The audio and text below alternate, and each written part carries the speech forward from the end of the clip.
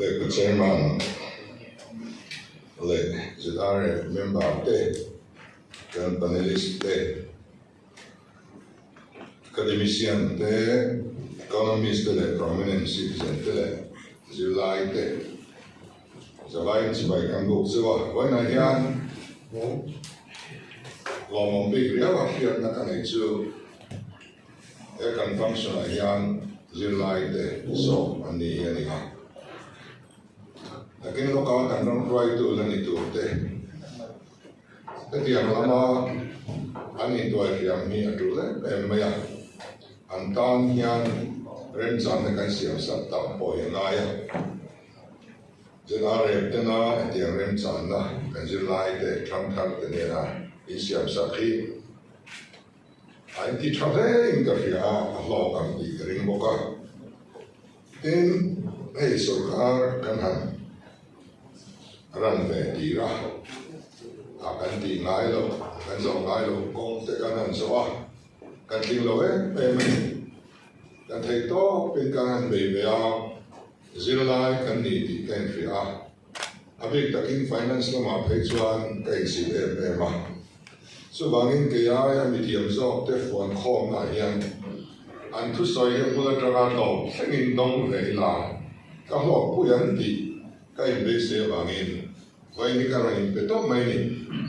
Tên cần tu soi to song song thế, cần dọn na, avai mấy khan, na sẽ là kinh cái một bụi anh, chú cần làm tan bộ, cần cái tu cần naya, thì lo ông ta anh. Và khán giả cần biết tu chú Mizoram hi, economic development hiện India mà, atan lại, let's start cái này kan fearing trying to fear in Puna te kan mang electric na amaro to development ahian ma kan latlai ni sang kwa som sari pania government kan nei be chawa sarkar dia sangam khati lai khan India ram to plan economy money local to fifth 5-year plan 5-year plan pangana an mang me ni akum som di panganan hmang me inanin chu India rampu puiste from the plant economy mga lan nga na kum som di panganan drama an kalme lai gaining bul kantra step nga an rato lai step khat kan ro pe transan chu chuan infrastructure le hyudang da let's starter kan ya bangin mi nung kanoma mi kanum lo thei lo cho mi pia la ma chuan kum som ni ram wai kan ni boka en thil pani na del be state ti kan ya bangin mi ram te phathei lo lovin kan omani bultan na thum na chuan kan duai mi a lo ni e chung po hian tu na hian kan tlan chak le in te fia Itam tak kan tang bel me topo ani. Then hey bakahian kan harsat le na chu post devolution revenue deficit grant nanti. Deficit grant dia kan soi mai thin. Kum tina alo tlem ta tial hian kan budget ngom na sepat ani boka. Hey Karle inreni hian Prime Minister Hovin niti meeting kan nei dona chu ta chuan soi ka tum he a achan chu kan ram buai alo re don khan memorandum of settlement kan han nei khan Mizoram chu economically ave kwat ani tlat awangin special category state ang ko zel ani anti kha chuani kha tu man nial kha la yan kan mang thalem lo ning ke fia tu tu ma yan kami be chan khan India rama ramran luang ber di ha rem na kan siama special category aman kol zel ju zel India boka aman also kan deficit grant test dang India rolim India be zel tho sia ene abi kan ni no in kami ang zong ani len do po special package ang zong sumte abi taka legislature kan ni na threnga puina handil te kan tuma tuna yan infrastructure yan nila health aniemo education aniemo road aniemo roads and bridges ate India ma density of road aniam persinga kanama kan bridge rengi motor heavy load dol so load effect alani boka power kan ni ame ma compare capital income kan GDP or kan GDP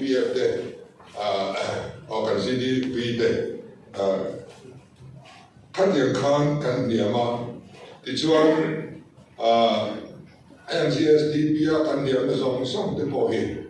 apar capital income san lo tak awang le namu mal nei lo arem ka thok ti kan tam lu tu khiri thok chuak lo mi kan tam me ma kan thalai sang del thok chuak me lovin homa som lamin an om ngai mo ka den som so hi thei to ko kan chua kan do tlang ngai ta ti chuanin en kim ma yan kong en kim ma yan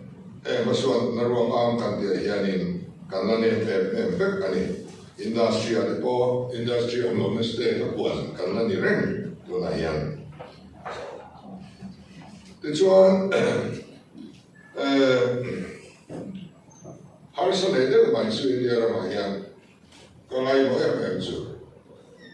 India lo independent constitution to Constituent Assembly in Andwala, Union List sama, State List sama, Concurrent List along ta.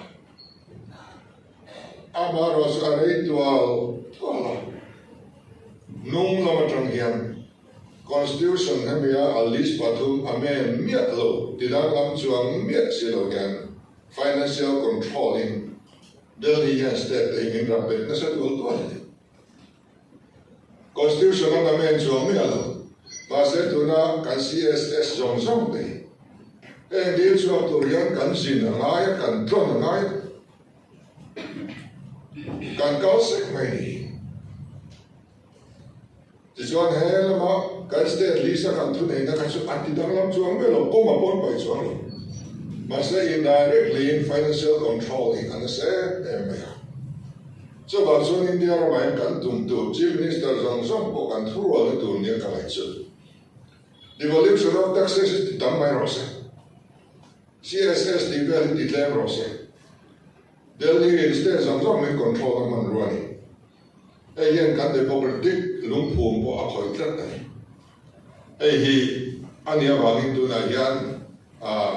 Delhi trip kaya lum kanhan tiang si ani lo big step on genre. Tiang su anya wangin he Nakin zelak state of some kan thurwal natura kan naya. Then kan revenue expenditure hi apung zelo theilawa. Kan salary apung zela, pension antam zela apung zela. Tunaya paisa official liande pension hian nuai ni te. Chua pui gale. Oh, crore ni te kadina. Crore ni te chua pui gale ni official liande. Asan chu andie ungkha. Sarkar khan andie lo ti pun saka ape thei chuang silaba. A compound sata. So patanar narba. A pension ruang khan die a lo compound pung ne khan la tak chuani. Crore ni ten chua pui thei. Pensioner ni ngok thian kan in seng so salu tu toni. So bagin kan pe thei lo te so diam lo mai thi de la tha do gen ya anu lama dian hianin foreign lian boy I kan in bel ya kan nunga mi ze ten kha foreign kan ron foreign sa dual skal sia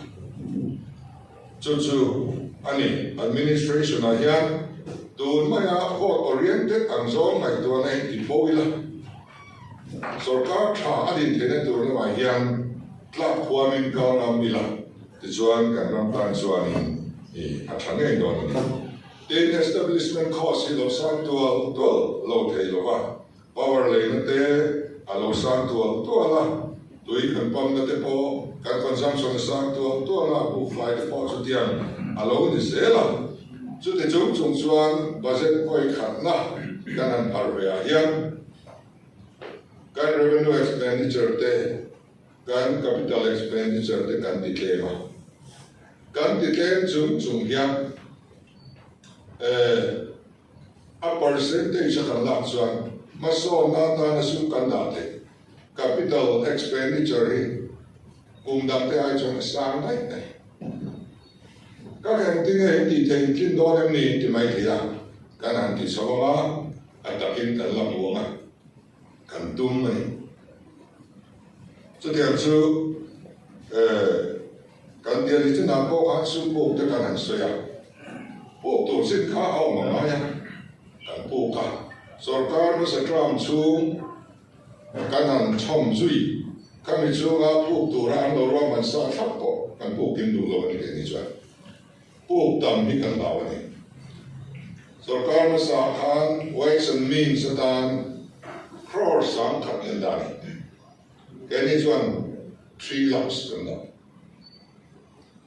chứ vì ông già chỗ này ways and means là có cần tung về cái limit xuống có ba người nó beisei na này lâu xuống fridge khá lấy lâu mấy tuổi này motor khá lấy lâu mấy tuổi này assume din mun chung akan assume ko ha management mo ka ko be la hian raw material and kim poi mo tak khol te and kim resource on chung dong sang mai chu ta ma be ring ka resource poi mo be ni a manager ka tian chu an ya chu bang chu anin do na hian hoi ni chia kan ngai thang to kan special drawing facility kan available to amar chu kan sarkar tin khan kan overdraft ni ni khalle kan han sarkar chia kan overdraft sa sarkar han som kha reo tak ni kuwa kan overdraft ni tai to bin tran kan lap tak ni rei lo te chu kan ta chu te overdraft le kan tum miat to Atan overdraft po ka choma kan choma ni. Ani chia kan sa yu chuan. To na hian environment special drawing facility hi ni thum chu le ninga chung kan la kan ti chuan a hlok zo fa. Power tariff a huna kan pe theilowa mi pui na bil chuan pe renga sarkar ro chuan a huna pe ngai lo. Ena tinge. Ti chuan a hun lowa lai đó là về hram na surcharge này tak crore del hram na mất bộ anh rồi về tree cho số thì là cái về mày surcharge đâu thì bao tuổi trần đi làm cần thế cần quay sống chun nên cần thế thì cho cần về số đó mà cần thế tu nó cả hết crore là sống như là ông anh không thì sẽ là kan department te hian an lei bazar ko lo remu mang reng lo ni chia chu kan clear do mo kan ti du ha tu ka local le kan clear le ti chuan tu na chuan surcharge choi to lovin electric bill kan pe thei ta thale tram chuan ri be kan mu thei to do ne a hun ta kan pe chuan bill ai claim kan choi thi na chu ri be la ni chu chuan suma se ni rồi lần drop rèn bê thấu ngay gì, lấy rồi nên nó bê sẽ ai chọn, vì lại thêm bê thì đàn công ty mày tổ có làm cần gì à, tôi nói cho cần thì tôi nói cho rồi lâu tới chung liền, chúng mình cần thì thấy nó được chọn beisei mình đại sứ là ba, ni thung chung ni special drawing facility here về mấy không, anh đi đi na xem chút thì ra cần đông lên đông thôi. Any thum chung, any nga chunga interest kan joy to right one. Tari be kan go to ya tam zo tak kan la hok zo kan dia wanga special drawing facility avail lui kan ni. Lo thei lo avail po kan ni lo. Chu kan soi fia wa. Ten austerity measures kan an la na hian ya resource mobilization committee te kan han dina. Ta chuan ke ma ni po kan in frek masa adik chia chuan ni sin ate po zona local CMO chung chang te kan in fre kan ik mani chan chin han soi tai la kar pakhat le spek chia kan ik to nai RTI zona kan nau ten tun ma lo chan dan pa nga chief minister ma sai na motor local za ang khan chang me pa nga han tia kar pakhat le spek ba kan ei chu la chu pakhat zo chu sin pui ngam hau lo voi ka long wo cho cho le kan khom tu kan in nam nak na ni kan nes ko le pilot motor chelu tu ka wangin tum thum ka sin ka boi ta police den motor dam min pe a jang ya lem kan ho thei cho ka ni chu de chum chuan a thar le ko kan langam lo ni ti khom chuan kan in fre ka chief minister chuan nge doctor khoi se tu ni ka khoi mai lo cùng khá lệ trên các anh xin ha doctor Roy là mình và thiên gia các nằm thút các cái bình lên rồi nhỉ magistrate các Roy nghe ngay chỉ là các Roy ngay miệng thu gọi lên tôi rong cái lên rồi district thì là Ramri sẽ là police là lâu in Clara anh là sống sẽ là Kalaya lâu đi lên mất cả phụ cái gì anh thì đọc cái anh so bằng số căn convoy at thôi ở chỗ thì anh phải security đã demand chín hả mà các mình nói em em có cái số thấy bị quá mà tiền số căn tiền số các mình cái frame là khang các officer để bỏ hi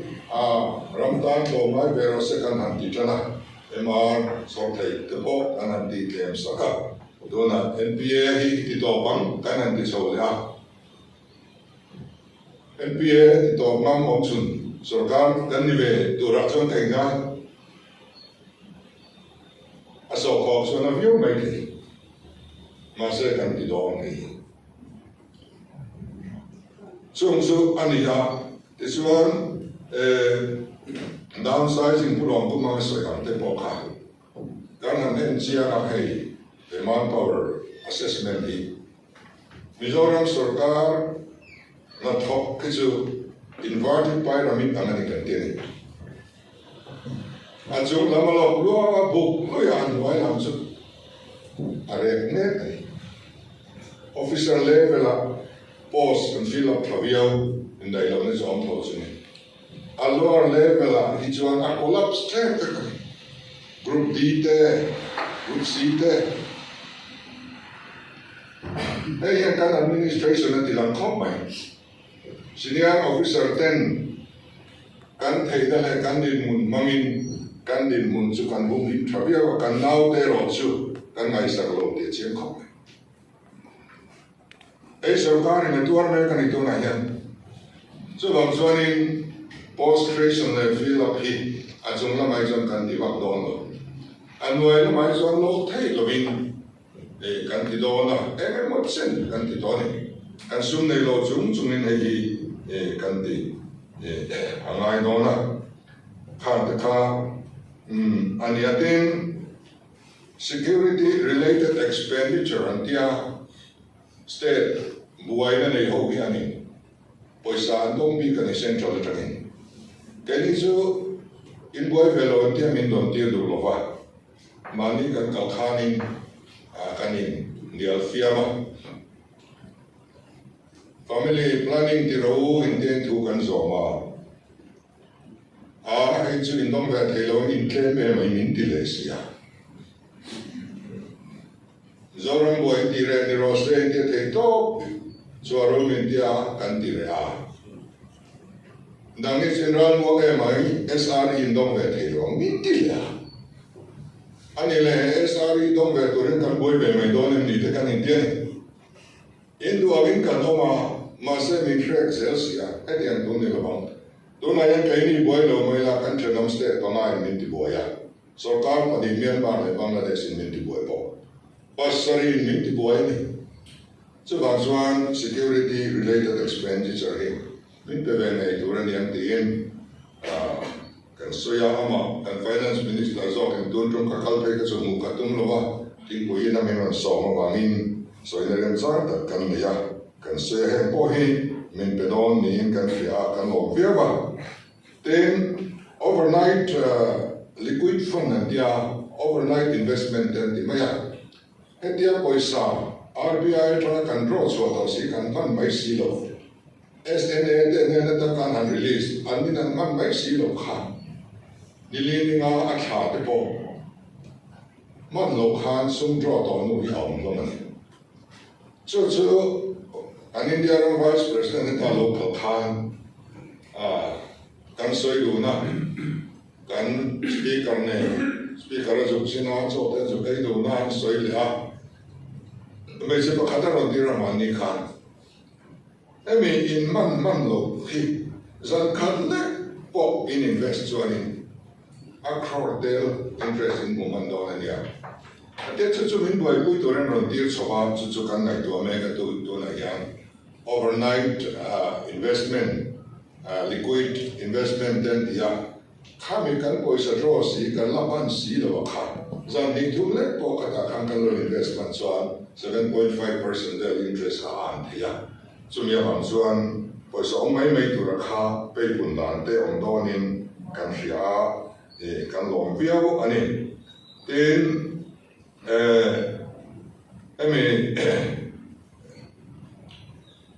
manpower book khan kal le tai la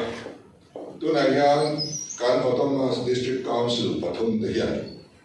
an sarkar pia in post sanction omlo post ren omlo chung recruitment an tisela tu na son granting aid an don thin atanga 93% vel salaria kan an mangra to and district council let go to 7% vel chan nei ta anin thanga pakhadan ta in bana pakhadan daram na le a kan re kan chronic to kin local ba chu governor ne na hian a file amrika team siam kan tu ma kan ning do ni kan district council de hati re han kan chu na di don an mi pui de khawai ta ru vote oriented remote ma ya an budget kan sio submit kan di thelo so wan chuan a tru chuan action te po kan la wang ti hi a soi thelo wa then monitoring committee kan ya so monitoring committee a chuan recognized party din until very ZPM hian ke mani report ro re kan tum lo mi pui sarkar kan di le apoi mo per lai sarkar project poi mo sang song ending tu la ya hian party din ayo until ko khan ayo until NGO ayo until wa ne mo sa kan tu to a chu kan monitoring committee chu tu nai team lia kan in ten song ya en lai point project ka en dik chang re ni in thirsia tu contractor in mo enge mo an na an tho me fel lo de ni fia chu so se ro kan ron en dik se la ti chuan kan dia chu min na kan tum chu tu na kan en dik chu sarkar ma sa hun lai mi vek ani lo thei lo ba ke ni huna en dik tu ha lo lo ba Kani huna trangi chuan en dik ngai ong lo se kan du. Kani huna trangi chuan revised estimate ong lo se kan du. I estimate a kesa mu lo la me me ron di la kan pe a engange min dai lo ti le si. Poisa emisa tian ka so wang atia in buang a thokani. Chu wang chuan cheng khat point revise kan tum lo. Amar also had monitoring committee go from I or the party in I or the girl coming and then the car. Or when the air was serving and the punga. So the American Avon Sung or Sung with the American. Avon Sung as of Torani. Avon Sung as all Swan car committee book car. Avon Bose Satur and the Adilo Swan two and Bose Satur. Sung Su killed David, how David Kalkan, too many. Then non-performing assets can cover departments of something around Tailu to our. Sometimes taxena and tihluih building there, immovable property there, function to law. Law tang viau, and he repair things and repair money also can dispose of. inventory mumal po nei law department te kanon inventory mumal ka en kim ti tur kan dia tin thil lei ren gem kal thangin ti tur kan dia ni gem kal thang lo chuan hoi malaya an lo le ya second hand te po thang lei nan lei mai kan ram su ma he lu tu gem kal thang chuan a thang la a company mi a original long jokin an lei chin ni so was kai sun lo tam ta hian gem kal thang lei the ya le du lo le ta ze la gem kal thang the ya a kal thang lei the list te an nei chadu lo ba lo thei lo in gem kal thang lo lei phal na ron deal an la om thin an lo khal sak lo thei lo a om ya lo chuan om thei seng chuan heng ta hi sum na sa ta ka reduce na ani tin rei lo te chuwa kan bu chuwa chu department dina hian finance thiam kan om thaw lo finance mi department chen khatin ka tong an wa pe lo ho mai sela finance mi an department a nei lau tla kan om ngai te lo tla kan om finance mi thiam om lovin du tu in an budget khati an cha kan a to pan buai se CSE hram Sophia ngai a Sophia le thei lo ma reports and return and kim to the the procurement purchasing committee at the local chuan finance tiam mi an lo buaya ka tiam department cho to pa an ham buai le shit officer the person to action so bang chuan kan finance officer te om vaccine ke ni chuan kan du so mi te chuan an kim a tira tangin fia pui ro se asia omani finance tiam te om the department so asia om nge chu tiama kan lo tama wangin sum hi alo he viau ti kan mua tin ke deposit kum thum ai upa kan ko kum thum ai upa to ke deposit atam kho mai sin khan an advisor khan se le ka ria eng tin mo ti kan tu mani kan ti dan tur hi kan soi lu lem lo eng tin mo tak ti kan tum kum thum ai upa ke deposit ho ke are to lu tu a chen te page chu tiam chu ti kan lo mun pui mai sia eng ti kan finance cha te ya tin tu na yang kan bo na chu work order on mialo administrative sanction on mialo expenditure sanction on mialo bill kan dong den tu kan in clear fel toy mo kan tia kan document au si lawa kan record au si lawa leiba kan nei vak to lo kan ru ta via ma ya ru to kan nei dam to vak lo ma kan han tia atu lo ei po alo am se ni work order del lo na in be accord del te khale chon te chumina khale chon te noi pen na thok sia poisa se to sia ka he pui lo chu bil pe lo chu kan tin mo thei si lo ba ka tiam chi ka atame em tu min ti wai chu ba so ma ni officer ho kan ko khom bo khan administrative sanction expenditure sanction le work order del lo ba na tho hi au to tu ani lo ba so ka tham noi aom le ani chuan kan owner don to lo in thok tho ani sarkari pui ni mai chai ka ko bil kan pe lo chu kan di to kan oi mi to lo be ani here financial management ati senas ani then project rem department in project kan lo siama financial institution at direct in siama ministry at direct in siama ani here pui lo conversion san thelo til chi dan ta kham lo dia mani apo godown sanna warehouse saka to remote po in feton lo nai de department pa kali saka to ba pa ka sa lo tum ve thoba tu mi lo kha kan dia chi ka kan centralized vector to na so office memorandum kautak kan suwa and department point project and CRR direct in financial institution and more ministry of all telu kan khapa planning anon thelu beka planning kan lo en puyang finance en puya chuta chief minister in approve kan approve to no kan bele le long tho an puta conversions traum thena le da bikashi bonan kan tiani den chu lo ma tru lo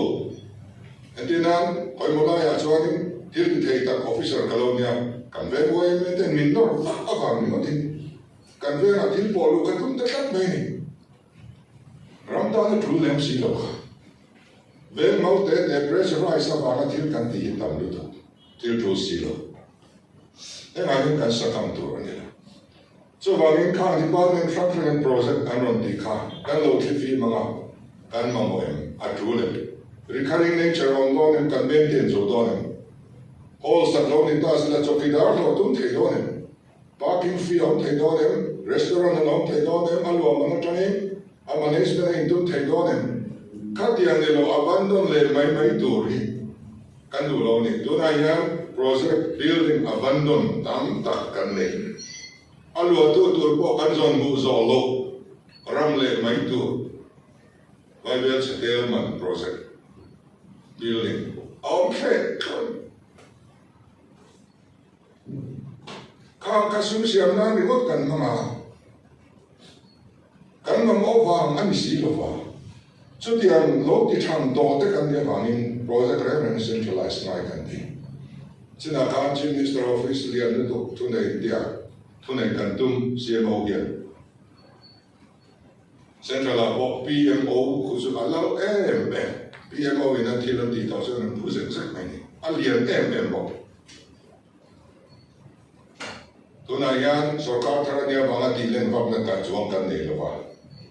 kan misor te po advisor te po MLA ni sang nia adam po chen khat lo te kan dia he investment ani kan ti lo investment ani an ma tho hi ro ni kan ram ta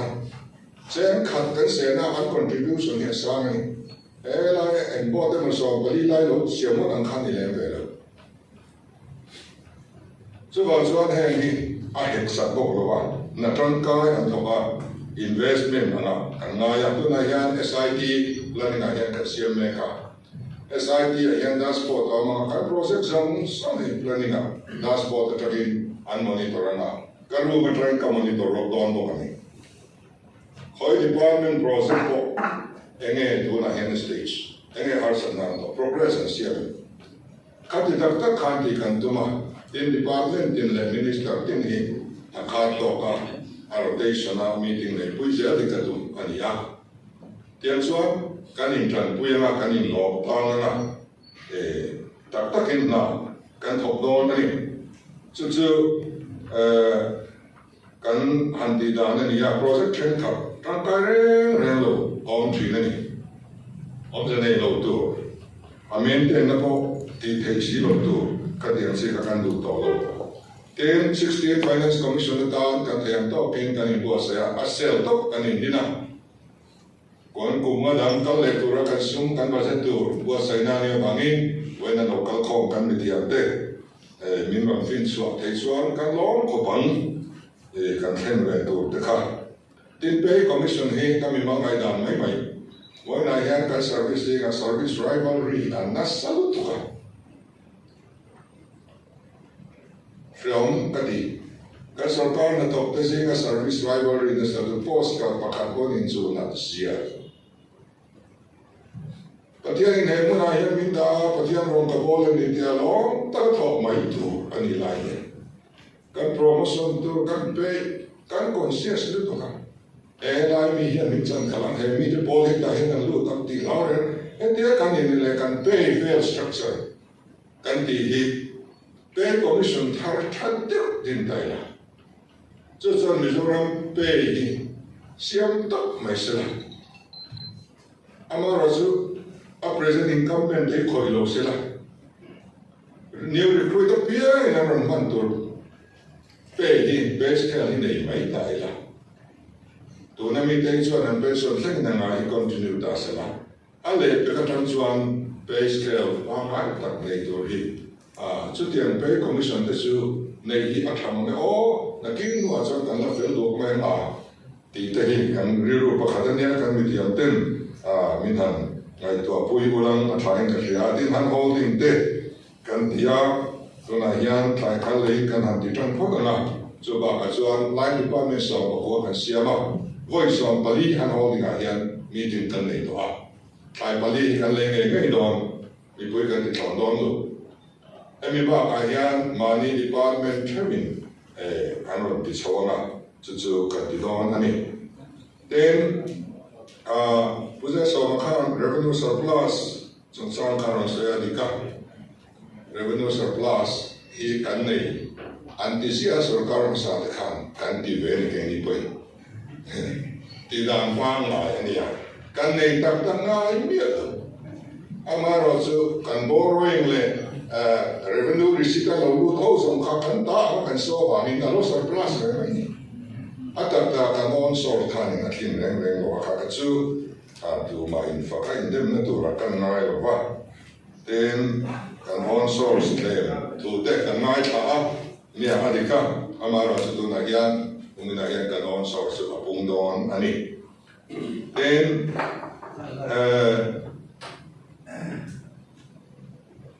Dengan MLA facility chunga dan saya, kami rel tu kan filan so CPC rel ani General Purpose Committee rel ani.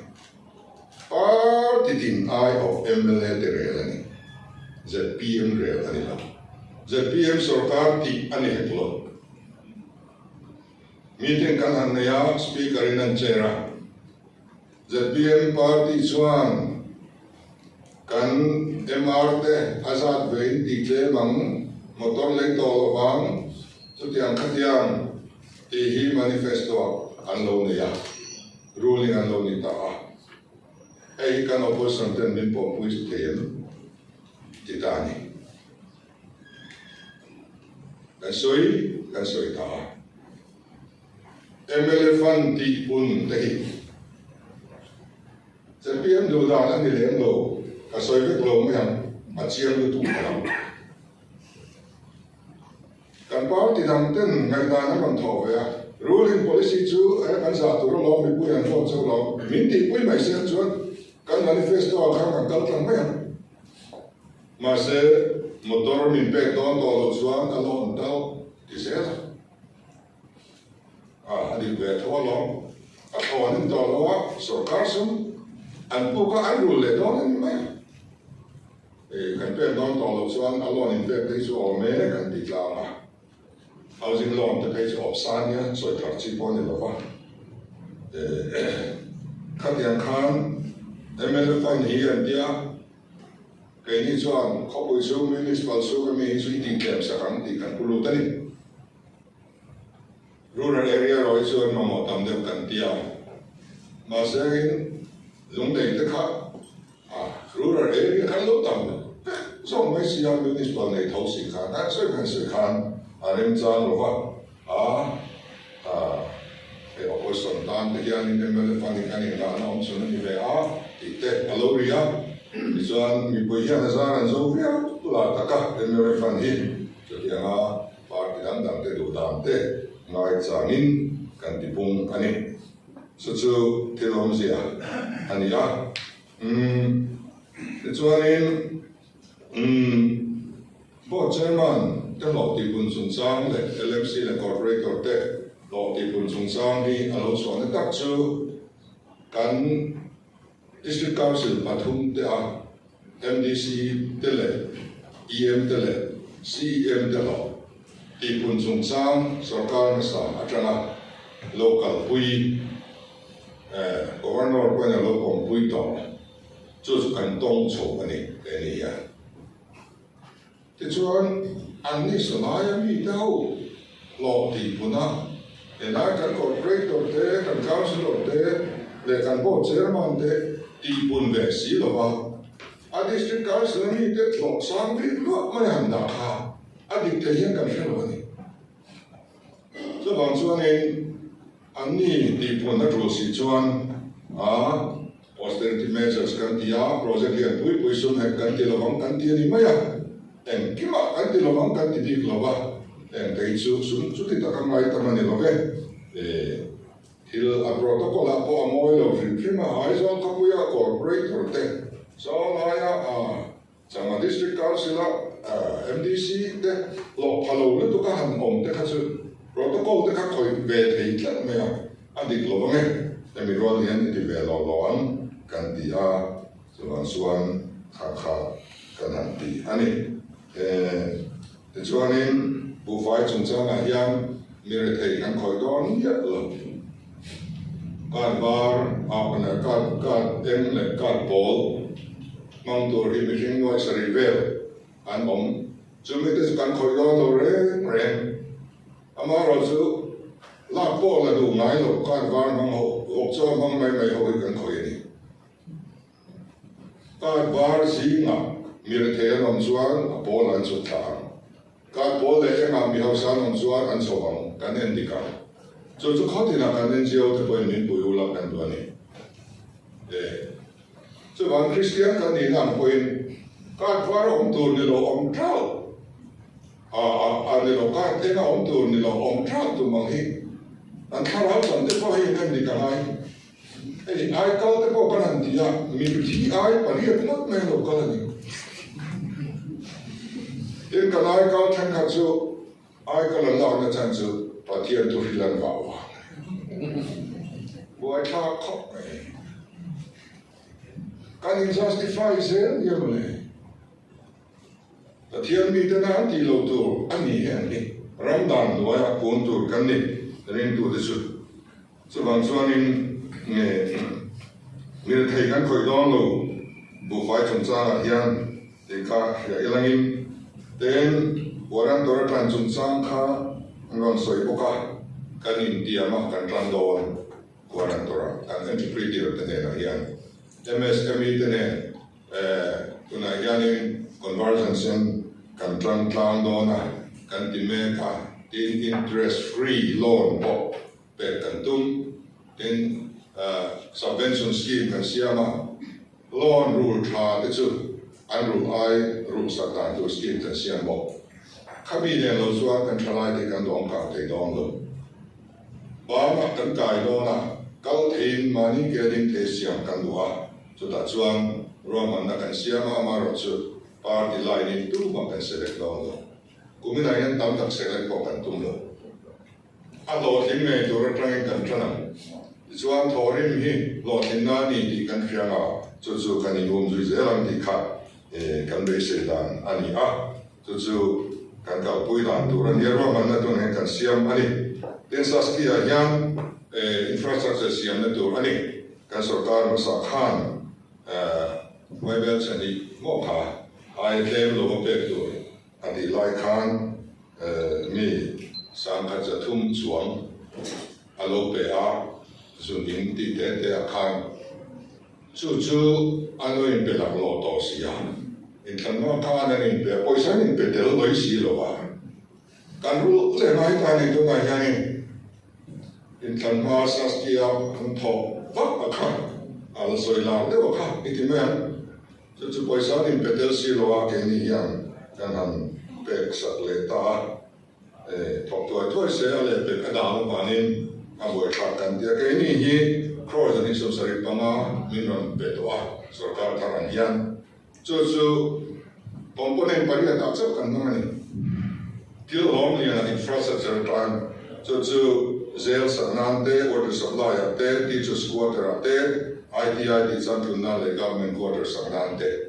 kan dia an di ang nei infrastructure siamna to na kan dia mina ku sa ko to ni ke chu ke ni ko na kan ti chu ani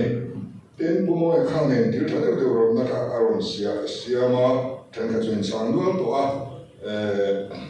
ta khanin power reform chung chang kha corporation mi da hi central so an tum khop ma ya kan ron da don tho chu min dia kan da tho do na ma ro chu dia engineer pakhat chu an in trong try na corporation na da ani lo na dorin min trong try pui ro dia festival kakamia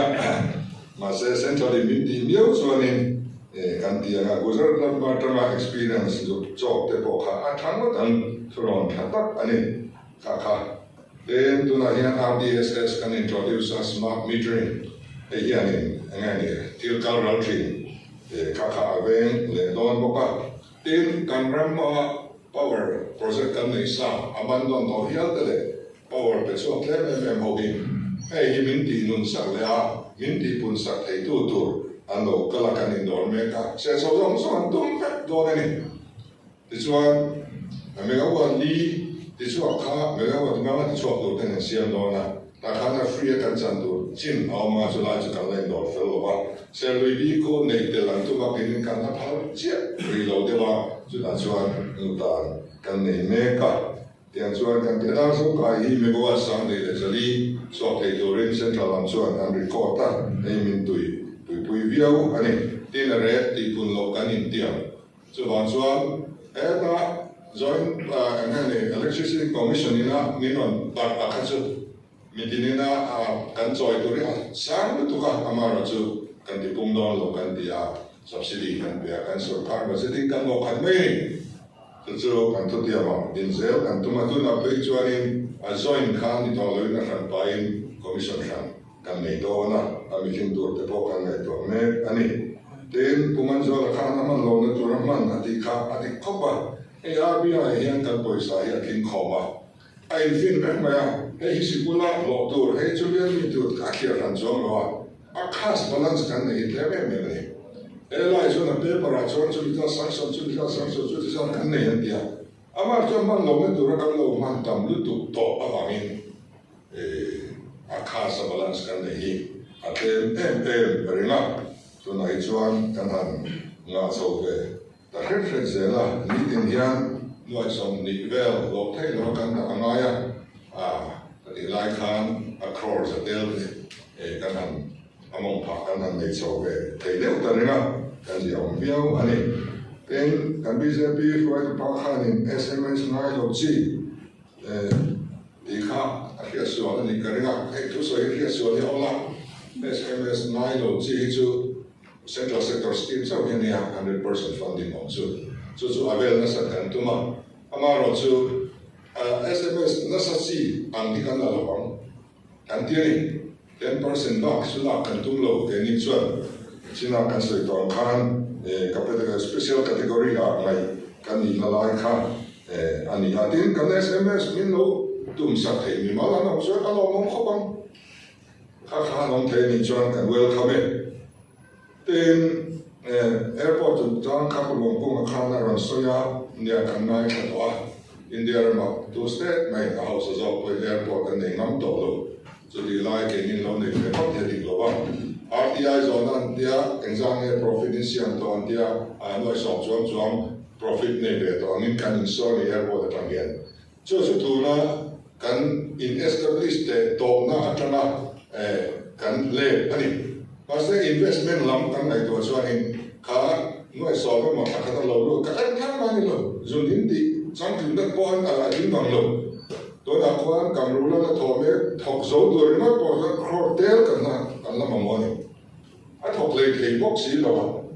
a wo tha ke me ma do na hram an siam da ko so chian le kan ru ka ni a chan chu air bridge kan du ve to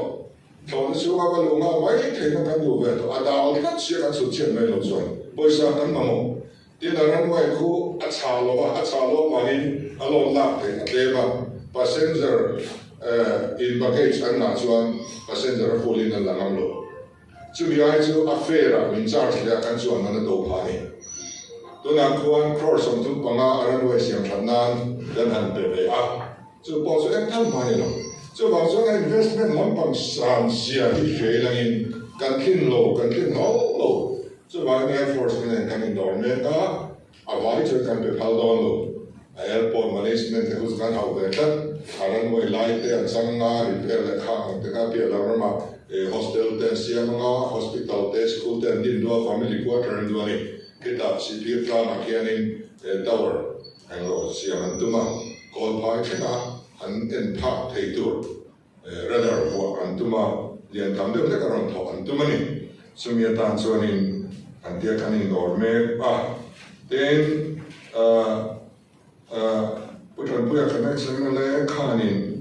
power tariff kha rồi xoay cần xoay phiếu đó disinvestment khác rồi xoay bốc á chung riêng là chân số airport port số thế đó tiền chất MC disinvest cái này tụi mà centrally anh thấy việc rồi anh còn là cái bên cho anh tia thì cho anh MCC anh quan mà khám first installment campaign cho mình tia mình payment talo health minister khác biela public meeting lo lai thế cái sự form chỉ na ngồi rồi anh ấy đã ông tổ hàng lo thì mình payment talo ba tụi này hiện căn dụng thằng thọ lệ crore là sorry first installment mình pedona crore là thum lệ thì căn đủ mà tiền chuan mình thì đó là tin seats so mà mình lo offer MBBS seats so mà đam căn nó bề bề so mà seat khắp zela crore khắp lệ point zel expenditure căn rồi tụi mình tia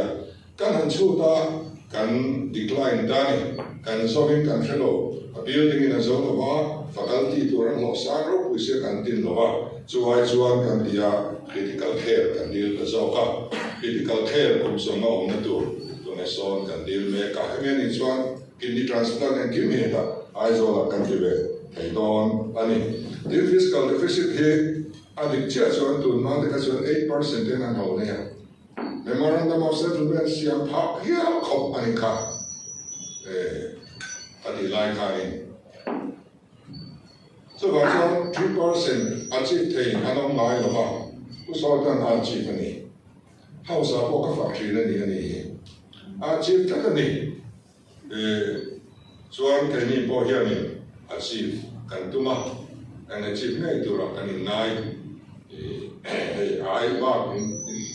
bel thelo ni cho kan belo ve thei am kan tia chuanin ti lo kan tum ani an ran puya